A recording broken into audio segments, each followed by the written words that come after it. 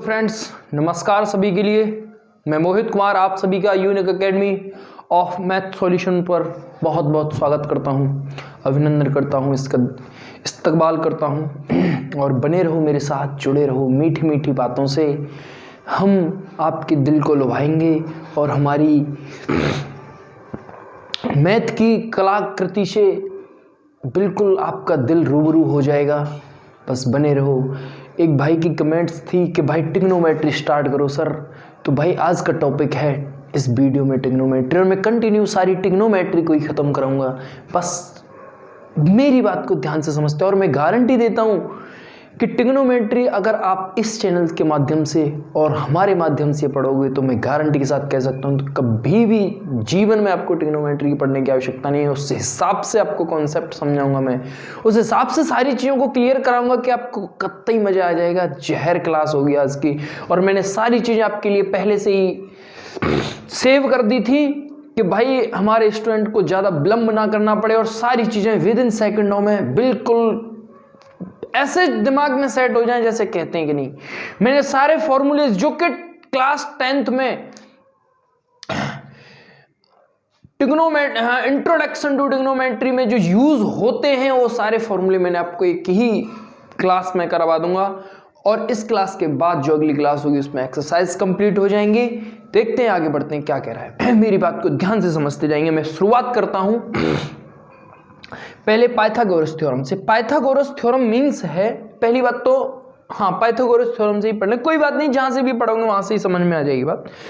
Pythagoras means हो गया, Pythagoras theorem कब काम करती है। पहली बात तो आपको यह चीज आना बेहद आवश्यक है, पाइथागोरस थ्योरम हमेशा 90 डिग्री मतलब कि समकोण बोले तो रेक्टेंगल पर ही काम करेगी। बात क्लियर हो पाएगी नहीं, हाँ या ना। तो आप ये बोलो कि भाई जो एंगल है वो छोटा हो जाए, जैसे कि 80 का हो जाए, 70 का हो जाए, तो भाई पाइथागोरस थ्योरम काम नहीं करेगी, वो सिर्फ एंगल 90 पर ही काम करेगी। इतनी सी बात समझ में आ गई होगी। मींस आगे क्या कह रहा है, ये होता है इसका परपेंडिकुलर। इंग्लिश वालों के लिए मैंने भी इंग्लिश में लिखा है, हिंदी वालों के लिए हिंदी में लिखा है। बात किसी भी प्रकार की कोई समस्या नहीं है कि बात को समझते जाएं। और पाइथागोरस होती क्या है, हाइपोटेन्यूस का square is equal to perpendicular का स्क्वायर प्लस बेस का स्क्वायर, ये होती है पाइथागोरस थ्योरम। देन हिंदी वाले कर्ण का स्क्वायर प्लस लंब का स्क्वायर प्लस आधार का स्क्वायर। मेरी बात को समझेंगे, इसको जो ये जो लाइन होती है लंबी वाली उसको बोलते हैं लंब, बोले तो परपेंडिकुलर, और ये जो तिर्यक लाइन होती है जो उसको बोलते हैं हाइपोटेन्यूस। देन इसको जो बीच नीचे वाली होती है उसको बोलते हैं बेस। एक बात को और समझेंगे यहां पर, मेरी बात को मैं बिल्कुल सारी चीजें बहुत खोल खोल के समझाऊंगा आपको। अगर एंगल यहां पर है, मेरी बात को ध्यान से समझेंगे, अगर एंगल यहां पर है तो ये इसके लिए बेस होगा। बात समझ में आए, अगर एंगल यहां पर है तो ये इसके लिए बेस होगा। अगर कुमार साहब एंगल मैंने यहां बना दिया तो बेस चेंज हो जाएगा, फिर एंगल के मतलब जहां एंगल बनता है कोण, वहीं जहां कोण बनता है उसके लिए वही उसका आधार होता है। बात समझ में आई कि नहीं आई? तो बात को ध्यान में रखना है। आपको बोल देगा, क्वेश्चन आएंगे भी और बात को समझेंगे भी कि जब बोल देगा कि कोण ए के कोण साइन थीटा साइन बी बराबर इतना है तो कॉस के मतलब अन्य सभी ट्रिग्नोमेट्री के कोण बी के लिए सभी एंगल्स को फाइंड करिए, सभी वैल्यूज को फाइंड करिए।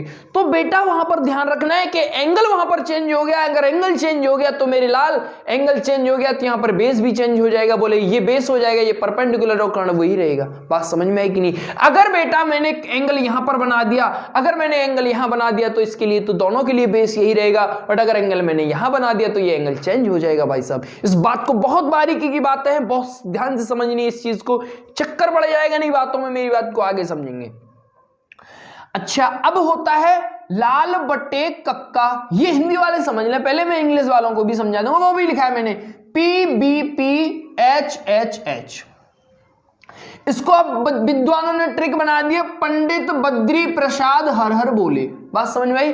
P4 पंडित, B4 बद्री, P4 पंडित बद्री प्रसाद हर हर बोले।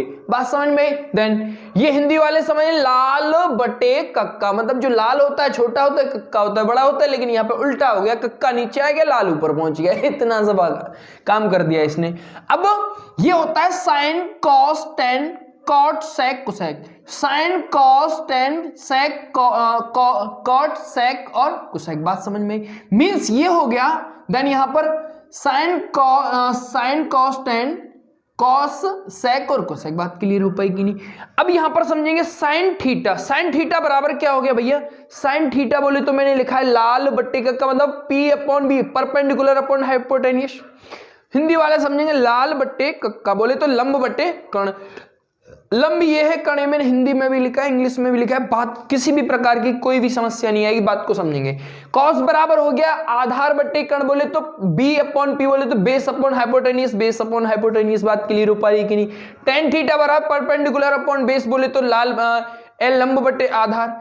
कॉट थीटा इसका, अब देखिए मेरी बात को समझेंगे, कॉट थीटा इसका मैंने यहां भी फॉर्मूला भी लिखा है कि tan theta upon is equal to होता है 1 upon cot theta, sine theta is equal to होता है 1 upon cosec theta, cos theta is equal to होता है 1 अपॉन सेक थीटा।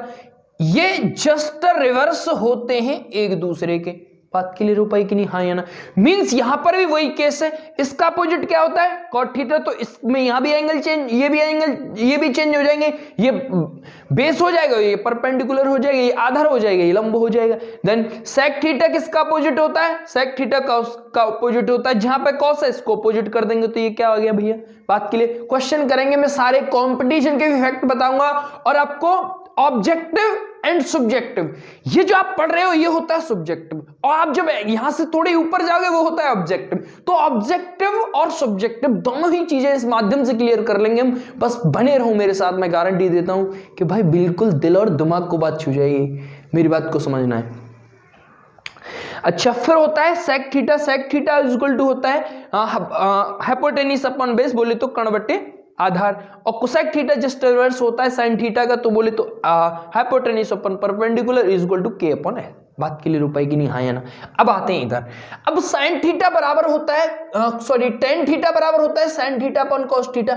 अब जब ये इसका अपोजिट होता है तो ये भी तो अपोजिट हो जाएंगे, तो यहाँ क्या आ जाएगा? Cot theta. कॉट थीटा बराबर क्या हो गया? Cos theta upon sine theta. बात क्लियर हो पाई? तो बस कुछ नहीं है, बस इसका लॉजिक लगाना है आपको दिमाग में। फिर टेन थीटा बराबर मैंने बता दिया 1 upon cot theta, sine theta बराबर बता दिया 1 upon cosec theta, cos theta बराबर बता दिया 1 अपॉन साइन सेक थीटा, और tan square theta minus sec square theta is equal to होता है 1, और sine square theta plus cos square theta is equal to होता है 1, और sine square theta is equal to 1 minus के cos. क्यों?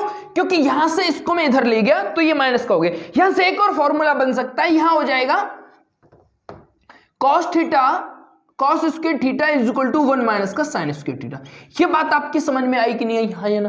तो ये सारी चीजें हैं और इन्हीं पे हमें काम करना है। मेरी बात को अब यहां आते हैं, ये हर किसी को याद नहीं होती, और मैं गारंटी देता हूं अगर आज के बाद इस सारणी को याद करने की जरूरत पड़े तो भाई सब नाम बदल देना।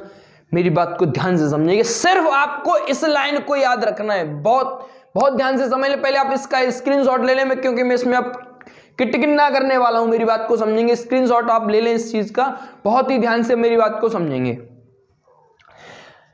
आपको सिर्फ इस लाइन पर ही फोकस करना है। बात समझ में आई कि नहीं आई? अब साइन जीरो का क्या हो गया? 0, और साइन 30 का 1/2, साइन 45 का 1/√2, और साइन 60 का √3/2, और साइन 90 का 1। मतलब ये है, आपको सिर्फ यही लाइन याद रखनी है भाई साहब। क्या करना है? आपको सिर्फ यही लाइन याद रखनी है, और कुछ भी याद करने की जरूरत नहीं है भाई जी। सारी चीजें अपने आप याद हो जाएंगी, बस ध्यान से समझेंगे। साइन 0 का 0, साइन 30 का 1/2, साइन 45 का 1/√2, साइन 60 का √3/2, और साइन 90 का 1। बात क्लियर हो पाई कि नहीं? मीन्स ये है कि आप मेरी बात को समझने की कोशिश करेंगे, मेरी बात कहना क्या चाह रहा हूं, जब हम 0 पॉइंट पे थे तो उसका मान क्या था 0, फिर थोड़ा एंगल भी बढ़ा, जब एंगल बढ़ गया तो फिर हमारी जीभ मतलब बोलने में हमें, जब हमारी जो टोन है, हमारी जो वॉइस है, उसमें जब एंगल 30 बढ़ा तो हमारे बोलने में भी अंतर है, कितना हो गया 1/2 हो गया, मतलब कि 1/2। फिर हम थोड़ा सा एंगल और बढ़े sin 45 मतलब कि 1/√2 हो गया, मतलब इसमें भी थोड़ा ज्यादा समय लगा हमें बोलने में।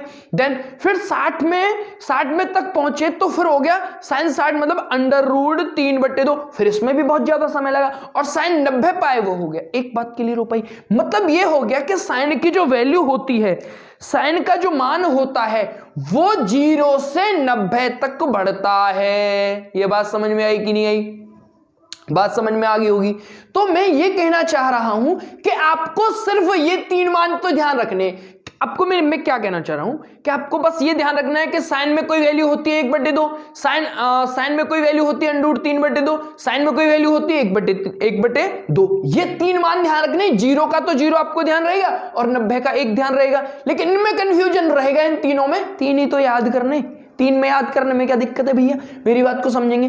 फिर आपको ये सोचना है कि sin 30 का पूछ रहा है, मतलब कि sin 30 का उससे छोटा होगा, मतलब कि 1/2 हो गया। sin 45 का पूछ रहा है 1/√2 हो गया। फिर sin 60 का पूछ रहा है √3/2 हो गया, बात खत्म होगी। बात समझ में आई कि नहीं आई? यही बात है इसमें। तो आपको अपनी बुद्धि से सोचना है, जैसे ही जैसे एंगल बढ़ रहा है तो हमारे बोलने की जो टून है उसमें भी थोड़ा सा समय लगता जा रहा है। ये बात समझ में आ रही है कि नहीं आ रही है? मेरी बात को आप समझ पाए होंगे, आई होप। आगे बढ़ते हैं, अब कॉस पे आते हैं। तो कॉस में जस्ट रिवर्स होता है, जो 90 का है वो 0 का होगा, जो 60 का है वो 30 का होगा, जो 45 का वो सेंटर में है 45 का ही रहेगा। तो अब जो यहाँ पे 0 यहाँ पे 30 है वो 30 का, यहाँ पे 60 का हो जाएगा, और जो 0 का है यहाँ 90 का हो जाएगा। ये जस्ट इनका रिवर्स हो गया। बात क्लियर हो पाई कि नहीं हो पाई? हाँ या ना? मेरी बात समझ में आपके आ गई होगी मेरे भाई। मेरी बात को दोबारा समझने की कोशिश करेंगे। देन अब यहां पे होता है tan थीटा आ गया भाई। tan थीटा बराबर क्या होता है? sin theta upon cos theta. cos theta sin theta upon cos theta, मतलब कि इसका इसमें भाग करना है कि नहीं करना है, करना है कि नहीं करना है, करना है। तो मेरी बात को आगे समझेंगे भैया। इनका मतलब हो गया, अगर मैं इसमें भाग करूंगा तो 0, और इसमें इससे इसको काट दूंगा, मतलब ये है, मेरी बात को समझेंगे। a अपॉन b और b c अपॉन d क्या हो गया? a अपॉन बी और c अपॉन डी मीन्स होता है ये चौथे वाला पहले से गुणा करता है और ये तीसरे वाला दूसरे, तो मतलब ये हो गया ad अपॉन bc। ये बात समझ में आई कि नहीं आई? ये मैथ का रूल है, इसमें मैं भी कुछ नहीं कर सकता और आप भी नहीं कर सकते। मेरी बात को समझेंगे। अब जब इससे ये कैंसिल हो जाएगा तो 1 अपॉन √3 हो गया। अब इससे ये पूरा ही कैंसिल हो गया तो ये हो गया 1। अब इससे ये कैंसिल होगा तो क्या होगा? √3। और जब मैं किसी भी नंबर में 0 से भाग करता हूं तो भैया अनंत आता है। ये बात आप समझ गए होंगे, मेरी बात को आगे समझेंगे। अब जब ये इसमें इसका भाग किया तो इन्फिनिटी हो गया भैया। मेरी बात समझ में आई कि नहीं आई? आगे बढ़ते हैं। अब जस्ट इनका रिवर्स कर दो भैया। जो यहाँ पर 90 का है वो 0 का होगा, चाहे 60 का, यहाँ 30 का हो, जो 45 का वो इसका रहेगा, जो 30 का है वो 60 का हो जाएगा, जो 90 का वो 0 का, मतलब जो 0 का है वो 90 का हो जाएगा। इनमें भी कुछ नहीं है, ये भी याद होगी। अब बस आपको फिर अब मैंने एक और कॉन्सेप्ट आपको बताया है, साइन थीटा बराबर क्या होता है? 1 अपॉन कोसेक थीटा, और cos थीटा बराबर बताया है 1 अपॉन कोसेक थीटा। तो भैया इनका रिवर्स कर दो। जो साइन कोसेक 0 का मतलब कितना हो गया? यहाँ पे 1 है तो इसका रिवर्स 1 हो गया, और सेक 30 का मतलब इसका रिवर्स 2/√3 होगा, और इसका रिवर्स √3 हो जाएगा, और इसका रिवर्स भैया इसका रिवर्स 1 मतलब कि 2 हो जाएगा। और इसका जब मैं रिवर्स करूंगा तो वही कंडीशन बन जाएगी भैया, 0 में भाग करूंगा तो ये इन्फिनिटी आ जाएगा। तो सेक 0 का मान सेक 90 का मान इन्फिनिटी हो गया। बात क्लियर हो पाई कि नहीं हो पाई? मेरी बात को आगे समझेंगे। अब ये कह रहा है कि भाई अब जस्ट या तो इनका रिवर्स कर दो, यहाँ cos 0, ये जो cos 0 का है वो सेक 90 का है वो 0 का है, जो 60 का है वो 30 का है, जो 45 का है वो 45 मिड में, और सेक 30 का वो सेक cos कोसेक 90 60 का, और जो 90 का है वो जो 0 का है वो 90 का। ये सारणी आपको शायद आई होप सारी चीजें क्लियर हो गई हो, नहीं भी हुई है एक बार में चीज समझ में नहीं आई 2 बार में समझ लें, लेकिन मैं गारंटी देता हूं ये 10 से 15 मिनट की जो वीडियो है इसमें आपको सारी चीजें क्लियर हो गई होंगी, और इनसे बाहर कोई भी फॉर्मूला नहीं लगाना है। और अब इनको लगाने का पता तरीका मैं आपको समझा, इनको याद कैसे करना है ये भी चीज मैं आपको बताना चाह रहा हूं। अब जो मैंने फॉर्मूले लिखे हैं इस पे, आप इनको सबसे पहले तो अपनी नोटबुक में नोट कर लें और साथ के साथ नोट्स बनाते हैं। मैं गारंटी देता हूं कि भाई ये आपकी लाइफ टाइम नोट्स काम आएंगे जो मैं बनाऊंगा। आपको कंपटीशन के सारे फैक्ट्स मैं क्लियर कराऊंगा, हर चीज मैं आपको समझाते हुए सारी चीजें कर रहा हूं। ऑलरेडी मैं पहला चैप्टर कंप्लीट करा दूं विद इन पीडीएफ से भी, मैं पीडीएफ भी मैंने आपको प्रोवाइड करा दिया उसका फर्स्ट चैप्टर का, तो वहां पे पढ़ो, फिर उसको पीडीएफ में देखो, सारे क्वेश्चंस को डिटेल में सारी चीजें समझाई गई है वहां पे। तो आपको बस ऐसे समझना है कि जैसे आप घर में पढ़ाई कर रहे हो, फ्री माइंड से होके। अब इनको याद रटना नहीं है, कोई भी चीज रटनी नहीं है जिंदगी में, मेरी बात को समझेंगे। जैसे हमने कोई क्वेश्चन हम कर रहे हो, किसी भी क्वेश्चन में, दुनिया का कोई भी क्वेश्चन हो, कोई भी टॉपिक हो, अब जिस क्वेश्चन में हमें किसी भी कॉन्सेप्ट को लगाने की आवश्यकता पड़ी, तो आप उस क्वेश्चन के ऊपर वाले कॉर्नर पे उस ब्रैकेट में उस कॉन्सेप्ट को लिख दो। अगर बेटा मेरे 4 से 5 बार आपने उसी कॉन्सेप्ट को लिख दिया तो आपके दिमाग में जिंदगी भर नहीं निकलेगा, कोई भी चीज रटी नहीं जाती है। ये मैंने आंख बंद करके बता सकता हूं कि इसका मान क्या है। तो रटना नहीं है, समझना है। बात समझ में? बार बार प्रैक्टिस करो, बार बार प्रैक्टिस करो। तो जब तक आप बार बार सारी चीजें नहीं समझेंगे मेरे लाल, तब तक कुछ नहीं हो सकता है। मेरी बात को समझ लें। अगर आपने अब नहीं समझी तो कुछ दिन बाद अपने आप समझ में आ जाएंगी ये सारी चीजें। बात क्लियर हो पाई? ठीक है, मेरी बात आपको समझ में आई होगी और मैं आशा करता हूं, उम्मीद करता हूं आप सबसे कि आप मुझे इसी तरह सपोर्ट करते जाओगे और कमेंट करें, ज्यादा से ज्यादा कमेंट करें, बताएं जो भी डाउट हो और जो भी क्वेश्चन हो आप मेरे से बता सकते हो कि इस टॉपिक को पढ़ाओ। मैं गारंटी देता हूं मैं उस टॉपिक पे ही वीडियो बनाऊंगा। डजंट मैटर, ये नहीं कि मैं पहले से शुरुआत करूं, कहीं से भी कोई भी क्वेश्चन आओ मुझे पूछो आप, मैं कोशिश करूंगा आपको संतुष्ट करने की और करूंगा भी, मुझे अपने आप पर इतना भरोसा है।